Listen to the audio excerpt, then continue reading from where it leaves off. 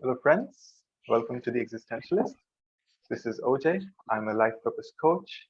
The themes on this channel are mental health, self improvement, self realization, all the tools you need to find your why and find your purpose and passion in life. In this series, in Conversations with, I have candid conversations with some people who dared to take an unconventional path and serving humanity in their own ways. And we talk about their journeys, which made them who they are, and what really drives them. Today, I have a very interesting guest, Saket Tawde. I know Saket personally for almost 20 years now, and I've seen his journey as he's transitioned from a confused teenager to a person who's doing amazing on the outside in the world as well as on the inside, I think. So Saket currently works as a senior engineering manager for a IT company, and he's going to share more about that with us. But he also has a very rich life and a very rich philosophy. So I'm really glad to have him today. Welcome, Saket. Thank you for being here. Thank you so much for having me, Ojas. So glad to be here. Great. So can you tell us in your own words a bit about who you are and what you do? Yeah, sure. I am actually a mechanical engineer who got a very nice job right after college. But it was the depression. It was 2008, 2009, and common sense told me that what, you should start a business. You should provide jobs. So I think there was always that bug inside me somewhere that I wanted to give back. And in that search, I left that nice job at L&T, and I started dabbling in businesses and did a bunch of very interesting stuff from home automation and CCTVs all the way to artisan chocolates and a bakery. And figured out what I'm good at, what I'm not good at. Ended up eventually realizing that coding really clicked, and just it made sense, right? Coding was all over the place back then. Used YouTube aggressively. Went to a couple of classes and learned everything I need to know about code. Started consulting and teaching people. Started my own web development agency. Employed a lot of people, but All also in right. that journey was successful. Running a business, but also realized business is not for me, and then transitioned that experience into a job. And then now finally I'm here, which is I'm the senior engineering manager at Proximity Works, which is essentially a remote first IT consulting uh, company. Okay, thanks a lot for that summary. That's a really interesting journey. We've been in conversations at different parts throughout that, and it's so interesting to see you having put on multiple hats. So, if you were to tell us one thing that you learned through all this diverse experience to now where you are at the moment, what's that? What's that you learned? Mm, One thing that I've learned, uh, I think life is unpredictable, uh, and you really don't know what's going to happen next, and you cannot plan everything. So, what's most important is to keep your energy up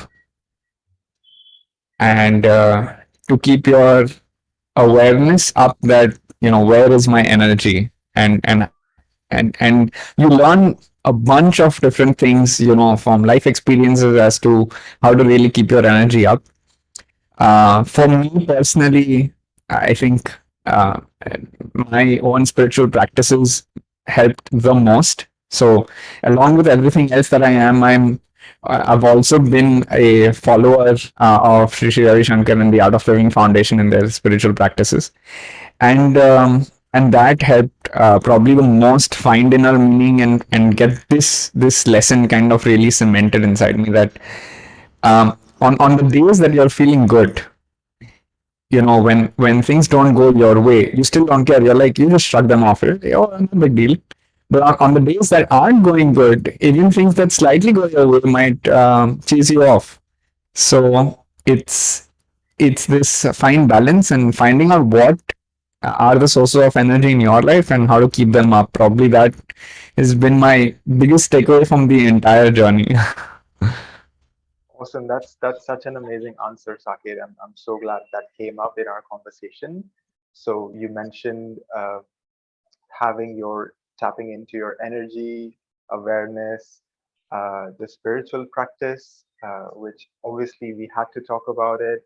That's what I would say transformed our relationship, from being casual friends to being able to connect more deeply. And you mentioned your involvement with the art of living and Sri Ravi Shankar. Uh, so yeah, like, would you like to tell us more about this? How has that uh, helped you, grounded you throughout your journey, and what's the importance of having that kind of a spiritual or energy practice? Yeah, absolutely. So a little bit on the lines that I said that life is unpredictable. Um, we always try and solve the problems in our life from the level of our mind. And the problem is, no one really taught us throughout our entire life how to manage our own mind. Somehow education just fell behind, right? We weren't taught how to handle our finances. We weren't taught how to handle all of those things that we really use, right? And we make so many jokes and fun about it. That, hey, everything I learned in school wasn't really that useful. Probably moral science, but we never paid attention. So the when it really comes to your spiritual practices, it's about realizing that probably you need to solve your problems from a different level, and you cannot solve the mental problems from the level of the mind. And that is when this really started clicking. And the one practice which I never leave daily is the Sudarshan Kriya practice. It's a breathing technique, and I've realized that the link between the breath and the mind is just amazing, right? Like we do not pay attention to our breath at all. It's just so subtle and it's going on all day long. And unless we're climbing a flight of floors five floors high because the lift's not working, we completely have forgotten about our breath. Um, Yes. and and that and realizing that I can actually completely change the state of my mind just through a breathing exercise, a breathing technique, that was revolutionary. And then consistently doing it would bring me to a much calmer, much more focused and relaxed state of mind throughout the day. I think that was another huge takeaway. So then that, and then that coupled with meditation. Meditation for me actually was very tough. I'm someone who loves escaping in their imaginary world. So I close my eyes and I'm somewhere else, and I'm bombarded by thousands of thoughts. But to have this link that I can actually do a breathing technique, and then it's bringing me to the state of being focused and relaxed, and then that's helping me in the world normally when my eyes are open, but also when my eyes are closed, it's also helping me just go through all of these thoughts and process them and park them aside and just be at peace. That has also been amazing. So yeah, this is how I think I would look at it. The biggest way it's helped me, and I would say work, or with the rest of our responsibilities in life, is that this realization that one can be both focused and relaxed at the same time. This seems very oxymoronic in a sense that Right. when you focus, you aren't relaxed generally because you have this thought of a day before the exam. I'm crazy focused because I have to deliver, but there's no relaxation. I'm tense. And at the same time, months before the exam, I'm totally relaxed, but now there's no focus. I can't really get much studies done. So, um, but at the same time, the state of being focused and relaxed is probably the most ideal state to be in. So, Dhoni on the pitch, two balls to go, 6 runs to make, the entire pressure of India on his shoulders, but he's going to hit it for a six, right? Right. He's probably at his best form. So that's that's been like a very nice side effect of my meditations and my breathing practices. I've come out of that and I've been in this state. Awesome. Thank you so much for that.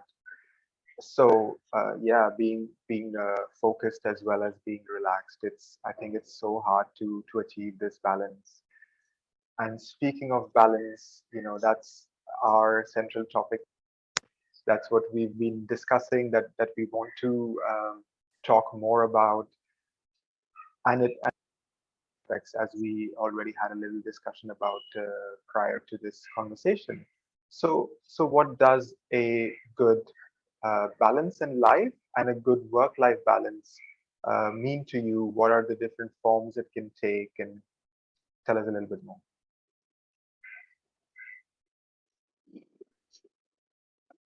This is a loaded question. Um, so I would say good work-life balance is um, you are you're growing as an individual on your personal and professional fronts is when I would say you have work-life balance.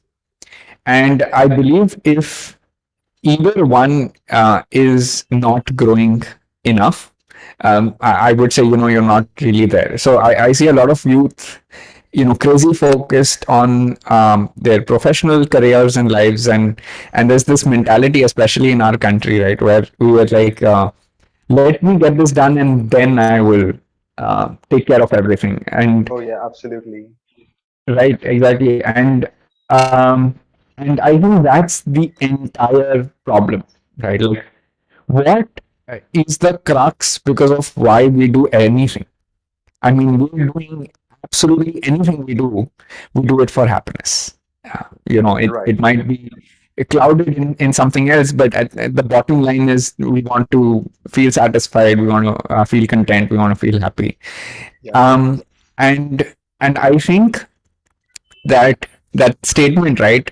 Let me just settle in my career and then I'll figure everything and then I'll get married and then I'll figure everything else out or whatever it Yes. is, right? Or then I'll take care of my parents. And um, all of that essentially means you're postponing your happiness. You've now put a condition on your happiness. And I think the a fulfilling balance in your work and your life comes in when you can say that I am happy right now and hence I'm working. I am happy right now and hence I am, fulfilling my life's responsibilities. And I'm not going to make life a pursuit of happiness, but I'm going to make life an expression of happiness. So that's essentially what I mean by growth on the personal and professional fronts. It's not going to come instantly. It's really something you have to work at on a slight level, and you have to keep iterating. You have to keep seeing what's working, what's not. But eventually, you'll get there, and it becomes much easier and easier. Wow, that's such an amazing insight that uh, it's not life is not a pursuit of happiness, but an expression of happiness. And you're not doing this or that work in order to be happy. Uh, you are happy already, so you're doing these things, um, and so really happiness comes first, and having some practices that bring this happy state in you, and I guess things a deep meaning that you find. So I would like to follow that. I'd like to follow that up, Saket, with our discussion about meaning, about how you can find meaning in work, and how doing a work like being in IT, which has been supposedly considered as corporate, still be meaningful for you. And you had a very interesting answer to share, and I'd love it if you could share it with everyone. Yeah, sure. Um, so I see a lot of people again in this pursuit of meaningful work, right? Yes. And I think somewhere um, we have to both be sensible yet practical. And on those lines, I think work probably isn't supposed to have meaning. Okay. Um, we can be in a pursuit of finding meaningful work. Absolutely, that's very good. It's good to do that, and we can keep kind of we've heard the statement a lot. If you do what you love, then you're not working a day in your life, and all of this. These Right. euphemisms are great, but the reality of the situation is you've just got to do stuff sometimes, right? How okay are you doing that stuff? If you had to sweep the floor for the rest of your life, right? Are you okay doing that? Um, and there's no passion in that. There's no like, oh, I'm gonna become amazing at this. There's none of that connected with this odd job. And there are people doing this day in and day out, right? From people just chopping wood to carpenters to maids. So I think we've all been kind of rolled a life, right? Literally, it's been like we've all started off differently, and that's why I feel it's very incorrect for us to compare our lives to other people, because we've all started off on different feet and in different places. So what really is meaning then? Meaningfulness in our life, I think, comes when you sleep well at night. And Right. I think you sleep well at night when you add value. If you add value to your own life, if you add value to society, if you add value to your family, in some or the other way, you add value, you've added meaning. So, whatever it is, for me personally, when I do service work, I go out, I do service work, I find I the most uplifted. Like I feel like wow, I've added so much value to society, and even within that, I think when I'm able to uplift someone's state of mind, right, that is like I can put a smile on their face. I think that is absolutely been like fulfilling for me. And when a day goes by, for me, when I don't work and I don't do anything, none of my daily responsibilities, I actually do have difficulty sleeping at night. Okay. um, right, because and there is that thing in your head. Oh, you know what? I wanted to do my exercise. I wanted to do this bunch of stuff, and I didn't get to any of it. And oh, instead I just did this thing, and it was a sometimes it could be just a load of waste of time. And then I'm like, oh my gosh, I wish I did something today. It's okay. I'll start over again tomorrow, and I'll do better tomorrow. Um, and I think that's it. So for people trying to find meaning in work, I would say great, be on that journey. But if you're not happy where you're right now, don't get stuck in that, right? Keep Right. at it. Sometimes you just gotta do what you gotta do. You gotta get money at the end of the month. You gotta provide for your family. You've got to provide for yourself, period. So you do that, and then you take the time that you have left over and you work towards getting more and more time that you have left over to actually add that value in your life. Right. Yeah, amazing, amazing insight there. So you mentioned about adding value for life as well as to people's lives, and to make a positive impact in somebody's life. And it's so interesting that you're able to do that, even in a so-called corporate job. And it's amazing. It's inspiring. Would you say it's the same as service?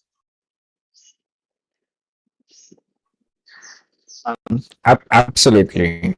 I think uh, on on some level, right? If you are a senior and you're helping out juniors, you're helping someone out on their growth path, right? If you're the owner of a company, you're providing jobs. You have created the means by which people are actually able to do the other things in their life. So, for example, I would say while I'm doing service, I'm pretty sure the all of the resources I have which help me do service are giving a little bit of punya to my boss, who is also founded and running the organization, because he's given me this, indirectly giving me this opportunity to be in this place. So I think it's perfectly fine to have a corporate goal, which can drive you towards doing greater philanthropy indirectly, right? I'm using that word. I'm throwing it around, but what I really mean is whatever it is that connects to you to add value to society. And and I think it's perfectly fine to have that. I just feel that there needs to be a balance between your work and your personal life, right? I feel that there needs to be that part of you which is constantly asking, what is my purpose on this planet? Why am I? Yeah, great. Thank you for that. And again, tying it in with the whole work-life balance, which is the centerpiece of our discussion as well as our life purpose. So it's been an amazing discussion with you, Saket. I just want to end with a question which we touched upon when we had a conversation many months ago when we decided to do this, which is how does one remain passionate yet detached?